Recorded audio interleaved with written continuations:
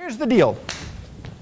These are the cards, and I want you to see that they are all here. They're all different. They're well mixed. So what I'm going to do is weave the corners together and create what we like to call the jumbo double fan. Ooh. Ah.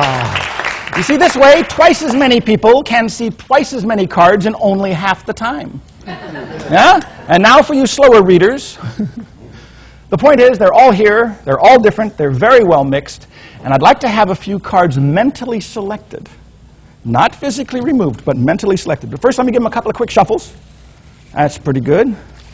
That's pretty good. Joe, will we start with you? Would you mind just cutting off a group of cards? Approximately half. It's not exactly important where you cut, but about half. That's good. We'll take those. The rest of the cards I'm going to put right down here. We're going to let them cool off. That'll make sense in a minute. Now from these cards, what I'm going to do is I'm going to fan these in front of your eyes so that you can see the cards. I want you to think of any card you see. Don't think of any of those cards. That's why I'm not showing those to you. So think of any card you see from this group and commit it to memory. Have you got one? I got one. Don't forget. Would you do the same thing? I'll fan them in front of your eyes. Just think of any card you see. Have you got one? Mm-hmm. Would you think of one as well? Okay. So that's 3 cards mentally selected. Want to try it? Sure. Oh, man. Just concentrate on any card you see. Think of it. Okay. Have you got one? Would you think of one as well? Yeah. Now, if I'm not mistaken, we've got 5 cards that have been mentally selected from this very deck. What I'm going to try to do is something absolutely impossible. Most people don't believe this claim when I make it, but I make it anyway. Here's the deal. These cards have been in my hands. Believe it or not, they're a little bit warmer than the cards that are on the floor. They've been cooling off down there. So here's the deal. Would you take these cards and these, and would you mix them all together? In theory, believe it or not, I should be able to tell by the sense of touch alone the difference between the cards in my hands and the cards that have been cooling off on the stage. Okay. Now that's pretty good, but this goes one step further.